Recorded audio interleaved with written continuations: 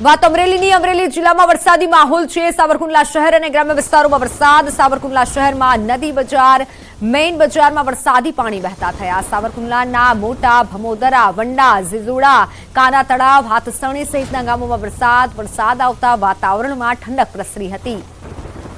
અમરેલીથી સંવાદદાતા રાજન જોડાઈ ચૂક્યા છે। રાજન, અમરેલીમાં કેવો વરસાદ છે?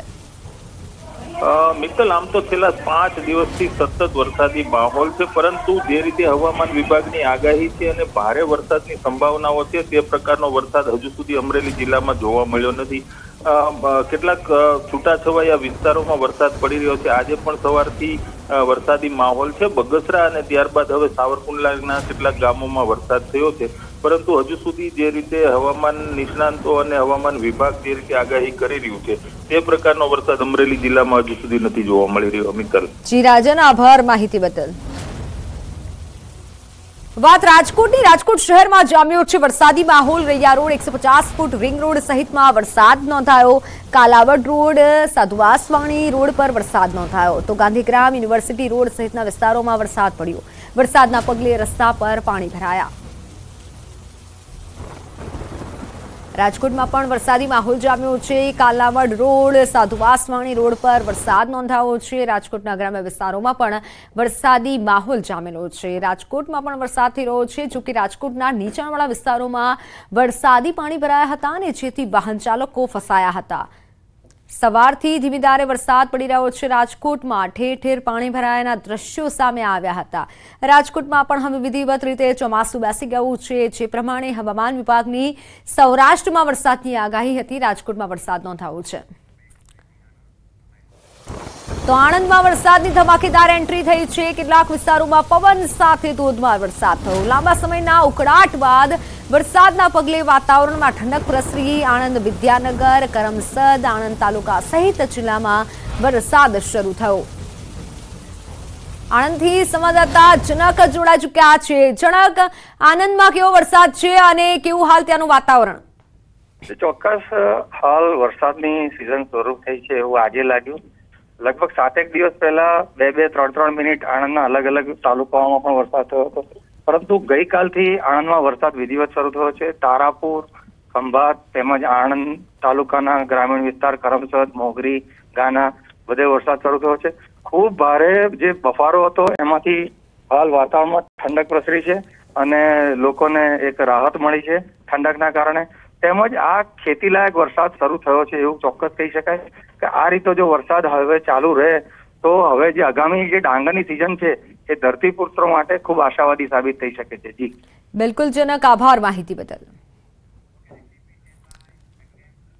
વલસાડના જાણીતા તિથલ બીચ પર પ્રવાસીઓ માટે મનાઈ ફરમાવવામાં આવી છે। વલસાડ જિલ્લામાં વરસાદી માહોલ છવાયેલો છે, આથી ચોમાસા દરમિયાન દરિયો તોફાની રહે છે અને આથી માછીમારોને દરિયો ન ખેડવાની સૂચના આપવામાં આવી છે અને લોકોને પણ દરિયા કિનારે ન જવા માટે સૂચન કરાયું છે। ચોમાસામાં વરસાદી માહોલમાં દરિયો તોફાની રહેતો હોવાથી સલામતીના ભાગરૂપે પર્યટકોને દરિયા કિનારા પર જવાની રોક લગાવવામાં આવી છે। પ્રવાસીઓને દરિયા કિનારાથી દૂર રાખવા તિથલ બીચ પર પ્રવાસી માટે પોલીસ બંદોબસ્ત ગોઠવાયો છે, જેથી કરી કોઈ પ્રવાસી દરિયા કિનારે ન જાય।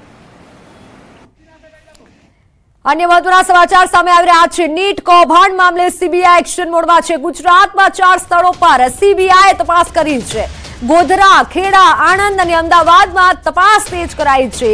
જય જલારામ ઇન્ટરનેશનલ સ્કૂલમાં સીબીઆઈ સર્ચ કર્યું છે। સીબીઆઈ તપાસમાં કેટલાક પુરાવા મળવાની પણ શક્યતા છે। છેલ્લા 3 દિવસથી સીબીઆઈની તપાસ ચાલી રહી છે। સ્થાનિક પોલીસને સાથે રાખી સીબીઆઈ તપાસ કરી રહ્યું છે। ગોધરા અને થર્મલ બંને કેન્દ્રોમાં નીટની પરીક્ષા યોજવામાં આવી હતી। જય જલારામ ઇન્ટરનેશનલ સ્કૂલમાં સીબીઆઈ હાલ સર્ચ કરી રહ્યું છે। નીટ કૌભાંડ મામલે સીબીઆઈ હવે એક્શન મોડમાં છે।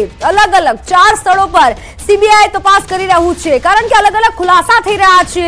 આરોપીઓ મળી રહ્યા છે કે આખરે હવે જે નીટ પરીક્ષામાં જે કૌભાંડ થયું છે તેનો માસ્ટરમાઇન્ડ કોણ છે ને તેના પાછળ કોણ જવાબદાર છે, કારણ કે ઘણા વિદ્યાર્થીઓનું ભાવિ આ પરીક્ષા સાથે જોડાયેલું હતું અને જે પ્રમાણે કૌભાંડ કરવામાં આવ્યું છે અને પેપરની સાથે જે ચેડા કરવામાં આવ્યા છે તેને લઈને હવે સીબીઆઈ આક્રમક અંદાજમાં છે અલગ અલગ 4 સ્થળો પર સીબીઆઈ તપાસ કરી રહ્યું છે।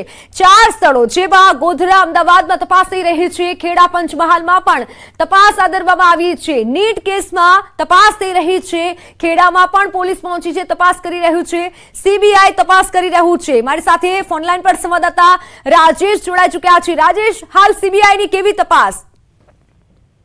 ચોક્કસ મિત્તલ, સીબીઆઈ દ્વારા તપાસનો દોર સંભાળ્યા બાદ પ્રાથમિક તબક્કામાં જે જાણકારી હતી તે મળવામાં હતી, સાથે સાથે જરૂરી જે પુરાવા હતા તે પણ ગુજરાત પોલીસ પાસેથી મેળવવામાં આવે છે અને સીબીઆઈની ટીમ દ્વારા હાલ જે સર્ચ છે તેની કાર્યવાહી ચાલી રહી છે।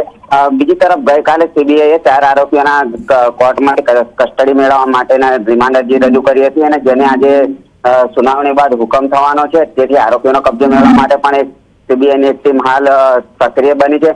સાથે સાથે જ વાલીઓ અને વિદ્યાર્થીઓના પણ નિવેદનો લેવામાં આવી રહ્યા છે। બીજી તરફ જય જલારામ ઇન્ટરનેશનલ સ્કૂલના જે સંચાલક છે દીક્ષિત પટેલ, તેઓની પણ ગુરુવારે પૂછપરછ કરવામાં આવી હતી।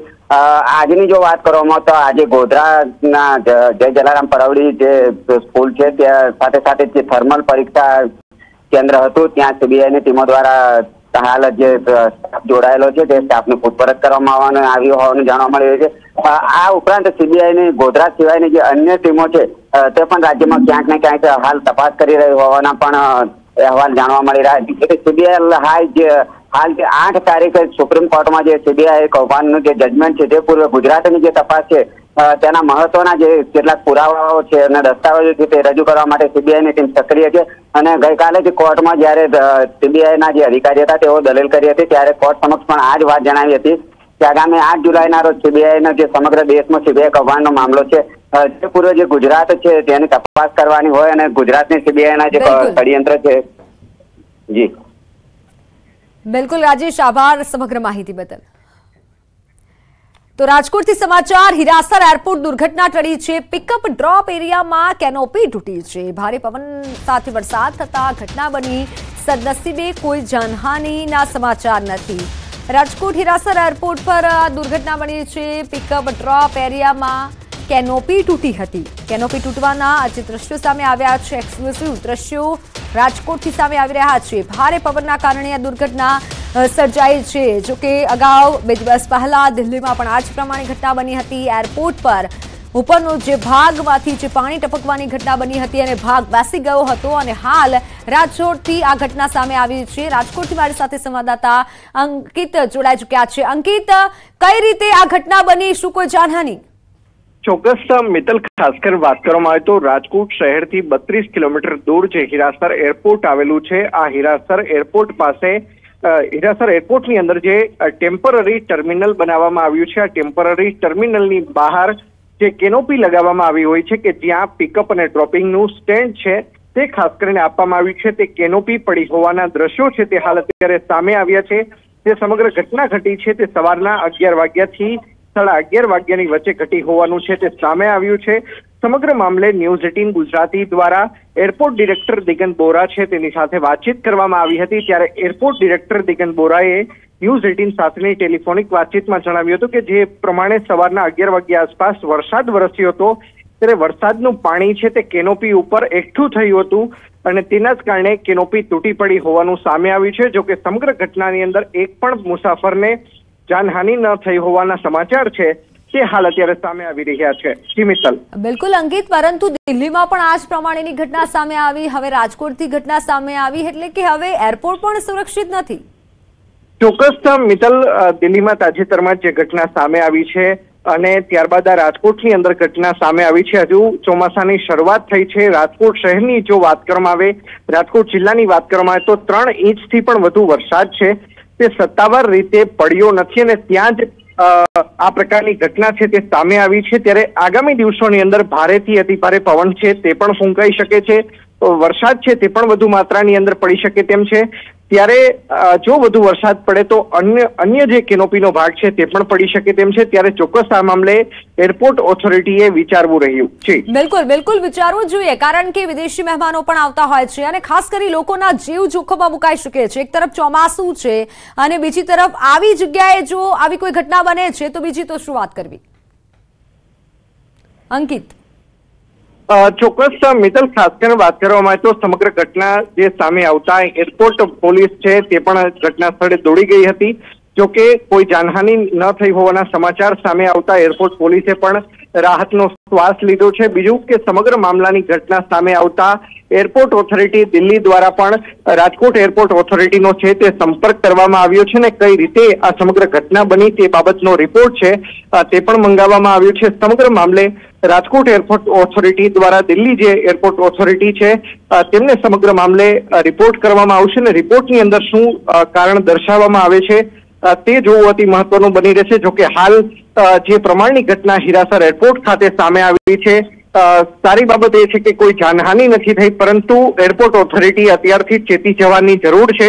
કારણ કે માત્ર નજીવા વરસાદની અંદર જો તાજેતરમાં જ કે જેનું લોકાર્પણ કરવામાં આવ્યું છે, જેને માત્ર 1 વર્ષ જેટલો જ સમય લાગ્યો છે, દોઢ વર્ષ જેટલો જ સમય લાગ્યો છે, અને નિર્માણ કરેલું આ જે એરપોર્ટ છે જો તેની કેનોપી છે તે માત્ર બીજા વરસાદમાં તૂટી જતી હોય તો આ ખૂબ એક ગંભીર બાબત ગણી શકાય તેમ છે. બિલકુલ અંકિત, એટલે સવાલ એ છે કે શું એરપોર્ટમાં આવી તકલાદી વસ્તુઓથી જ એરપોર્ટ બન્યું છે? ચોક્કસ ભ્રષ્ટાચારના આરોપો અગાઉ પણ લાગી ચૂક્યા છે. રાજકોટ શહેરથી 132 કિલોમીટર દૂર છે ત્યાં એરપોર્ટ બનાવવામાં આવ્યું છે. એરપોર્ટ જ્યારથી બનાવવામાં આવ્યું ત્યારથી કોઈક ને કોઈક વિવાદોની અંદર આ એરપોર્ટ છે તે રહ્યું છે.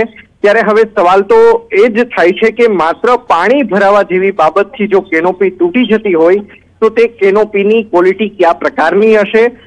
અન્ય જે બાંધકામો જે હાલ અત્યારે પણ બાંધકામ ચાલી રહ્યા છે ત્યારે બાંધકામની ગુણવત્તાને લઈને પણ સવાલો છે તે ઉઠી રહ્યા છે. બિલકુલ અંકિત, આભાર માહિતી બદલ.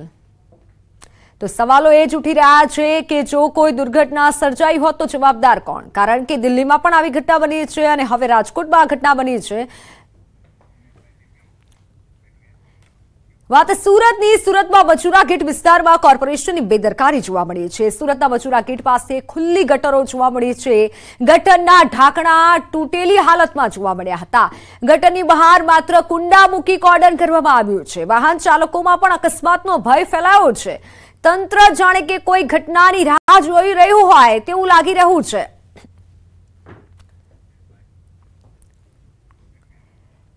વડોદરામાં હાઉસિંગ બોર્ડ અને કોર્પોરેશન દ્વારા 5000 ઘર માલિકોને ઘર ખાલી કરવા માટે નોટિસ આપવામાં આવી છે. ત્યારે માંજલપુરના ધારાસભ્ય યોગેશ પટેલ અધિકારીઓ પર પ્રહાર કરતા કહ્યું કે અધિકારીઓ પોતાની મનમાની ચલાવે છે. અધિકારીઓના આવા વર્તનના કારણે શહેરમાં તોફાનો ફાટી નીકળશે, અરાજકતા ફેલાશે. ચોમાસામાં આટલા બધા ગરીબોના ઘર ખાલી કરાવવાની હિંમત અધિકારીઓમાં ક્યાંથી આવી? જે જર્જરિત મકાનોનું રિનોવેશન થઈ શકતું હોય તેવા મકાનો ખાલી ન કરાવવા જોઈએ. આ સાથે તેમણે કહ્યું મકાન માલિકો સાથે ચર્ચા વિચારણા પણ કરવી જોઈએ. માનિત કહેવાય તમારે જો આવી આટલા બધા મકાનો તોડવાનો તમને વિચાર જ કઈથી આવે? કારણ કે ગરીબ માણસો જ્યારે જે જગ્યા પર રહેતા હોય એ લોકોની સાથે બી ચર્ચા કરવી જોઈએ, ધારાસભ્ય સાથે, કોર્પોરેટર સાથે એની વિસ્તૃત ચર્ચા કરીને જ આવા સ્ટેપ લેવા જોઈએ. જૂનાગઢ શહેરમાં ચૂંટણી સમયે નેતાઓ મોટા મોટા વાયદા તો કરે છે, પરંતુ ચૂંટણી સમયના આ વાયદા માત્ર મેનિફેસ્ટો માટે હોય છે તેવું લાગી રહ્યું છે. જૂનાગઢ શહેરમાં 7 જેટલા રેલવે ફાટકો છે. રેલવે સ્ટેશન નજીક આવેલા છે.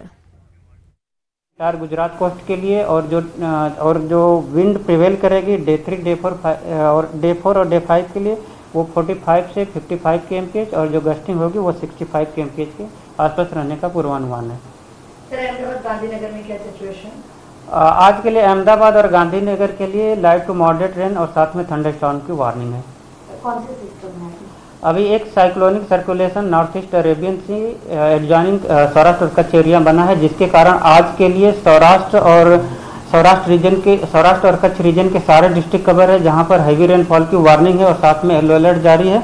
और गुजरात रीजन के जो डिस्ट्रिक्ट है जहां पर हैवी रेनफॉल की वार्निंग है वो डिस्ट्रिक्ट है बनासकांठा, आनंद, भरूच, सूरत, नवसारी, वलसाड़, दमन और दादरा नगर हवेली, जहां पर हैवी रेनफॉल की वार्निंग है और साथ में येलो अलर्ट जारी है. गुजरात के ऊपर अभी कितनी साइक्लोनिक सर्कुलेशन सिस्टम है? आज की डेट में एक जो साइक्लोनिक सर्कुलेशन बना है वो north east Arabian Sea adjoining Saurashtra और कच्छ एरिया में, और एक विंड सीयर जोन बना हुआ है जो 20 डिग्री नॉर्थ लेटीट्यूड के आसपास है. सर अभी तक कितनी बारिश हुई है? ऑलमोस्ट आज 29 तक जो रेनफॉल हुई है वो नियर अबाउट 53% के आसपास हुई है, जो नॉर्मल डिपार्चर से है।